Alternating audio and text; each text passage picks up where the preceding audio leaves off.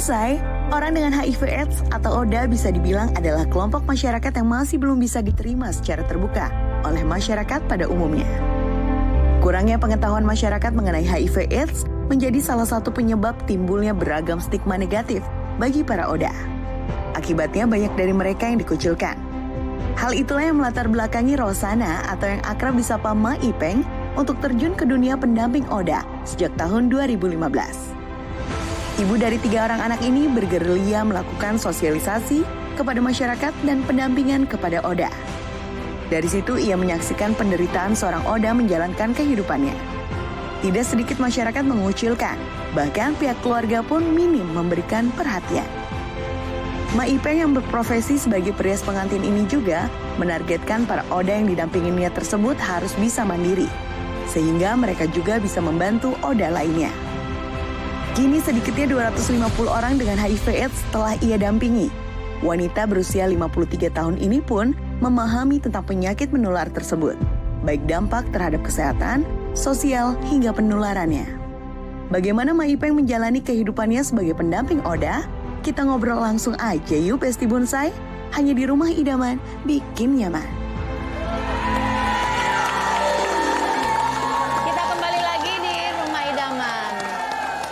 Setelah kita lihat VT dari Ibu Rosana dan juga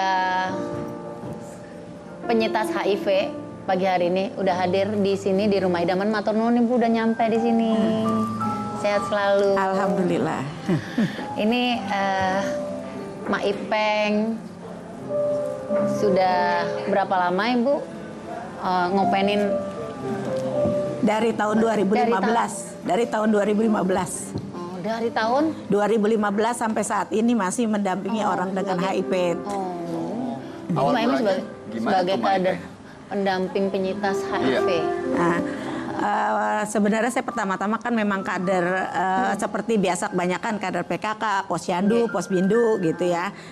Pada suatu saat diberi kesempatan mengikuti pelatihan penyakit menular gitu. Nah, penyakit menular yang waktu itu dibahas tentang HIV/AIDS gitu. Terus saya tertarik merasa ada panggilan juga di dalam hati saya ya. Karena kan mungkin dianggapnya orang dengan HIV ini bukan HIV-nya sebenarnya ya, yang dianggapnya mungkin kenapa dia bisa menjadi positif HIV gitu, mungkin penyebab itunya karena kan mungkin sebagian masyarakat menganggapnya gimana gitu orang dengan HIV itu stigmanya jelek gitu, tapi saya tertantang gitu.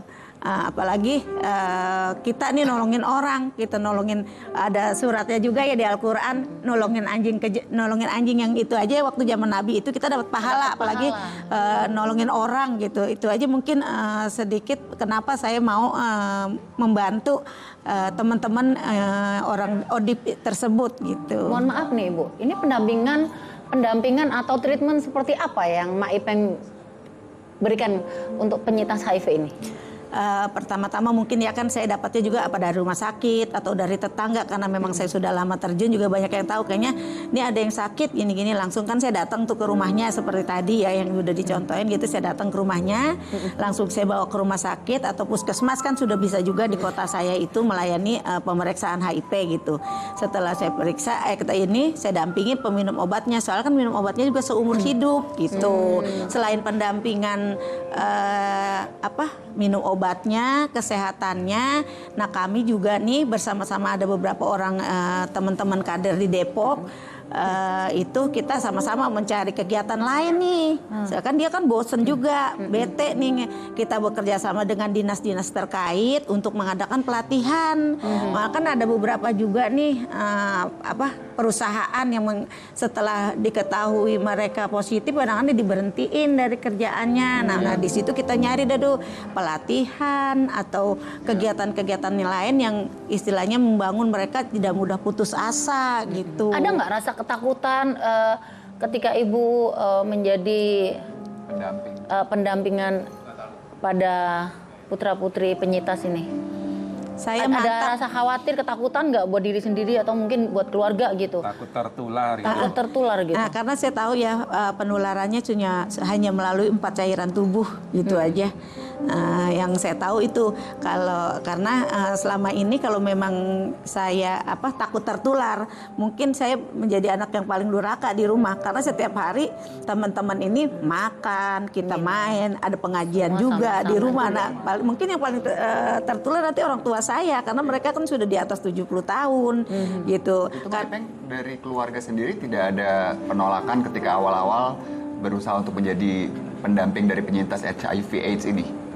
Nggak ada sih, alhamdulillah Langsung ya? berjalannya lancar gitu Support ya. keluarga juga Support ya? keluarga cukup karena makan ibu saya, mak saya di rumah juga kalau mereka datang makan aja gitu kan, karena soalnya ya, maaf aja ya karena kebanyakan ini memang dari ekonomi menengah ke bawah yang Iya, saya iya. tanganin gitu. Jadi kayak semacam mereka waktu itu BPJS yang nggak bisa ditebus, pada saat itu dia keguguran.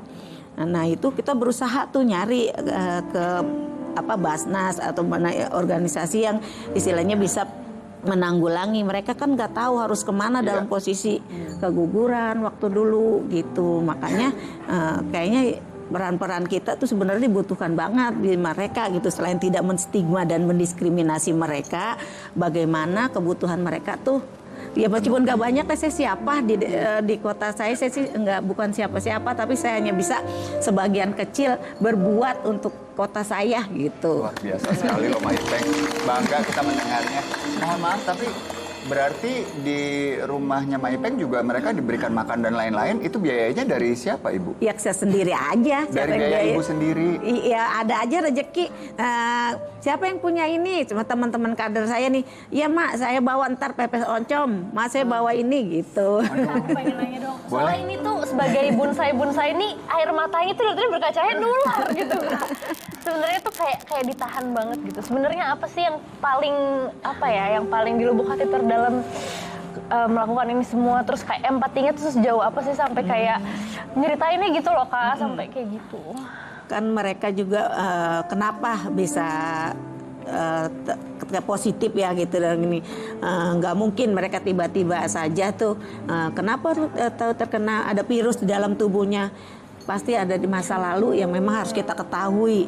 Mereka rata-rata punya masa lalu yang kelam dan memang cukup ini juga cukup menguras air mata juga saya kalau udah cerita kayak gini, memang gak ada sudahnya. Tapi bagaimana ya rasanya? Apa yang merasakan itu ketika menanggapi stigma negatif dari masyarakat sekitar? Karena kan Mbak Ipeng juga sebagai pendamping penyintas HIV itu kan sangat sensitif ngono loh. Iya, memang Gimana tuh, pertama-tama sih tanggapan orang negatif banget ya. Kenapa sih mau gitu seorang saya ngurusin yang kayak begini? Maaf aja karena udah ada beberapa orang suntik mati aja katanya begitu, astagfirullahaladzim, kata saya nggak mau berpikiran seperti itu. Kenapa orang-orang kayak seperti anak jalanan, terus orang silver, anak-anak silver juga jadi dampingan saya juga kebetulan dalam penanganannya gitu.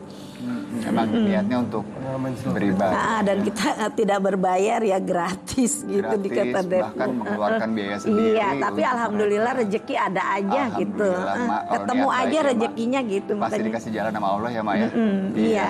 Mak, tapi kan Mak juga punya anak-anak ya? Punya. Anaknya berapa Mak? Anak saya 3. Ada anak 3. Nah kalau mereka sedang ditinggal karena Mak Ipeng mendampingi saudara-saudara kita penyintas, bagaimana tuh anak-anak? Kebetulan anak-anak saya juga aktif di dalam sini. Saya kan Wow. saya kan orang gaptek nih yang nggak ngerti laptop atau apa. Terus terkait laporan kelengkapan data-data kan ada ya, alhamdulillah yang satu anak saya SPDI, yang kedua nih sarjana di salah satu universitas swasta tapi yang bergerak di bidang komputer. Jadi saya gampang. Yang satu lagi juga yang kecil. Pernah pada suatu saat kan kayaknya kereta nih ya.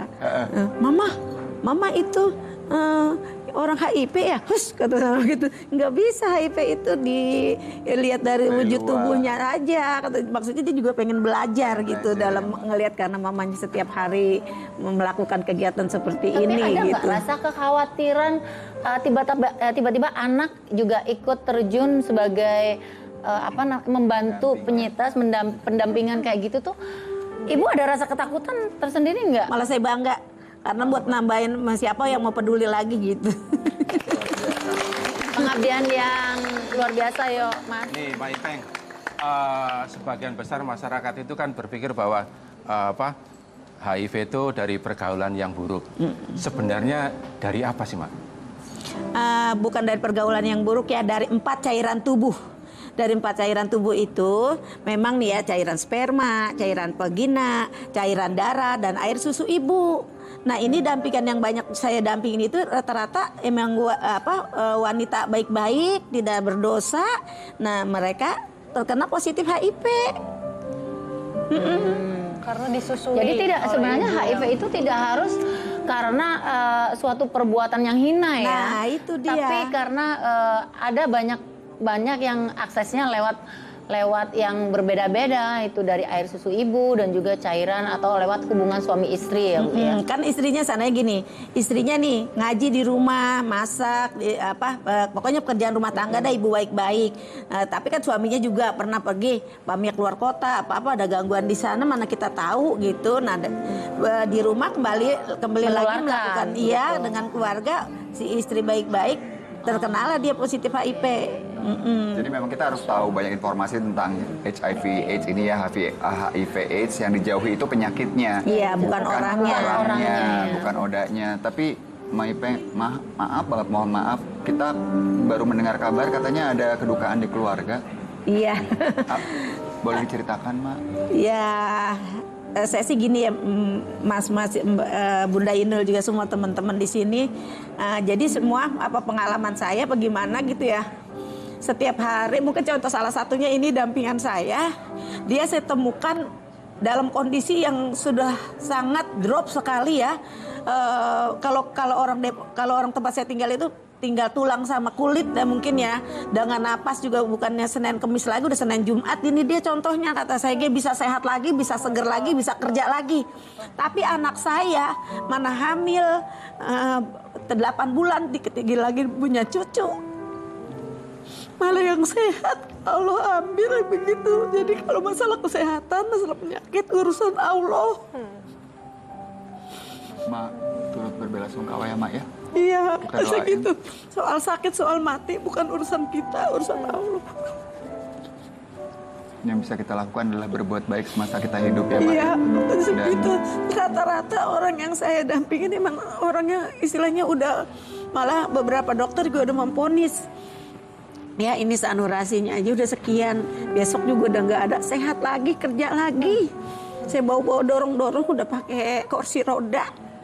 Alhamdulillah sehat lagi, kerja lagi. Umur memang kita tidak ada yang tahu ya Bu ya. Tapi pengabdian Ibu sangat luar biasa. Sangat hebat karena membantu tanpa pamrih. Dan yang dibantu pun juga nggak tanggung-tanggung ya, para penyintas HIV. Mudah-mudahan Ibu pahalanya luar biasa nanti di akhirat. Semoga semakin banyak yang kayak gini. Amin. Aktivis yang teredukasi juga ya kan. jadi inspirasi juga Mak Ipeng. Dan di sini sudah hadir juga salah satu penyintas yang pernah dibimbing juga, didampingi ya oleh Mak Ipeng. Sudah berapa tahun menjadi penyintas berarti, Mas? Aku dari 2018. 2018 ya. Pertama kali 2018. kemudian akhirnya berjumpa dengan Mak Ipeng dan didampingi itu bagaimana ceritanya? Ceritanya saat itu aku bener-bener lagi drop, bener kata emak, drop banget. Dan kebetulan ada tetangga yang kasih kabar, alhamdulillah dengan cepat ya emak. Pelayanannya luar biasa bagi aku tuh, amat sangat luar biasa emak ini. Mana hujan-hujan itu Iya. maghrib. Terus aku langsung digotong dengan kursi roda juga didorong, dibawalah ke rumah sakit, dites segala macam. Sebenarnya gini ya, kalau untuk penyakit hal-hal kayak begini, dibilang siapa sih yang nggak mau ya mengidap penyakit gitu. Saya rasa semua juga pasti maunya sehat gitu. Tapi di balik semua itu ada hikmahnya gitu. Saya pikir dan utama yang paling sangat adalah semangat pada diri sendiri untuk sehat. Untuk yang terpenting yaitu sehat. Ya lagi-lagi Mak Ipeng lah luar biasa, superhero saya yaitu Mak Ipeng. Keluarga bagaimana? Keluarga alhamdulillah waktu mendengar Masnya Ya agak sedikit shock ya Bunda ya. Shocknya itu ya karena stigmanya HIV itu yang masyarakat luar selama ini nggak tahu, serem, Iya. amat sangat menakutkan dan mematikan. Tapi kalau misalnya kita sudah memahaminya, seperti tadi statement kakak, bahwasanya bukan orang yang dijauhi, tapi penyakitnya. Itu. Tapi ada nggak, maksudnya setelah mengalami hal yang paling buruk di titik terendah gitu, treatment apa yang hingga sekarang Masnya sekarang jadi gagah gitu? Apa dengan obat-obatan juga selain obat-obatan dan treatment energi positif atau mungkin dengan apa ya tindakan-tindakan yang lain, Mak? Hingga sekarang jadi gagah kembali dan punya semangat hidup tinggi gitu. Kalau aku pribadi, jujur ya, aku emang udah gak ada orang tua. Ini pengganti orang tua aku, pengganti bunda aku, Mak Ipeng yang luar biasa, selalu mensupport aku, paling mensupport aku, mengingatkan aku. Kita ini minum obat yang dikatakan seumur hidup, gitu. Yang gak ada henti-hentinya mengingatkan kita, teman-teman juga, gitu. Terus kita juga ibaratnya kumpul di rumah emak. Sempat dijauhin teman-teman juga? Kalau untuk ada, sempat dijauhin. Terus Mak sebagai orang tua dari penyintas HIV gitu, ada nggak pengalaman-pengalaman mungkin dari yang punya HIV gitu, tiba-tiba dalam kondisi yang sangat di titik terendah atau mungkin yang meninggal atau itu gimana? Yang meninggal sih banyak ya, cuman yang memang pada saat itu saya juga ya shock karena ingat di diri anak saya sendiri ya. Ada satu keluarga yang saya temukan, dia ibu bapaknya tunanetra. Dia sih tapi bapaknya cukup bagus sekali, dia nggak mau tuh meskipun dia tunanetra, anaknya jangan sampai nggak sekolah nggak kuliah gitu ya, jadi disekolahkannya. Tapi mungkin si anak punya pikiran negatif atau bagaimana, hingga saatnya dia juga terkena positif. Kenapa? Pada saat usia 14 tahun dia itu udah positif. Kenapa nih gitu? Tiba-tiba tuh si anak di dalam rumah mengurung diri. Udah sampai 2 bulan lamanya karena pas dicek dia positif. Kenapa? Nah karena itu dia tidak terima dengan ibu bapaknya yang tidak melihat, buta. Dia mencari pelarian kasih sayang dengan om-om yang lain yang sayang dengan dia. Yang nggak taunya si omnya itu ya predator HIV. begitu. Nah ya itu makanya. Tapi setelah itu saya ajak bangkit, sekolah lagi, bisa ikut pakai C karena tanggung waktu itu juga sekolahnya kan ya, biar lulus SMP, lulus SMA. Alhamdulillah sekarang masuk perguruan tinggi negeri. Alhamdulillah. Luar biasa itu dia ya. Kekuatan cinta tuh itu ya. Mak Ipeng, pesan untuk masyarakat dan juga untuk para penyintas yang mungkin sekarang ini sedang menyaksikan acara kita apa? Kalau pesan saya sih, mari sama-sama bangkit. Jangan lihat hari kemarin, kita tatap hari depan yang cerah. Semua penyakit nggak bakalan ada, nggak ada obatnya, pasti ada obatnya. Itu bukan kita yang bilang ya Bunda Inul ya, betul. yang bilang Allah sendiri bahwa semua penyakit pasti ada obatnya. Pokoknya tatap aja masa depan, ke depan aja, udah nggak usah ngeliat yang ke belakang lagi gitu. Aku boleh menyampaikan nggak buat ke Mak Ipeng? Boleh dong, boleh. Ya, permisi ya, izin untuk Mak Ipeng. Amat sangat luar biasa pendampingan Mak Ipeng selama ini apa? Anak saya dari saya benar-benar terpuruk, drop, yang nggak ada lelahnya, sehat ya Mak Ipeng. Ya mohon doanya baik biar saya sehat. Amin. Banyak lagi. Yang selalu ngerangkul kita semua. Luar biasa. Ini yang menemukan saya. Ini yang membuat saya jadi semangat untuk kembali. Yuk, bisa sehat. Inilah Mak Ipeng. Mas juga sehat selalu ya Mas ya.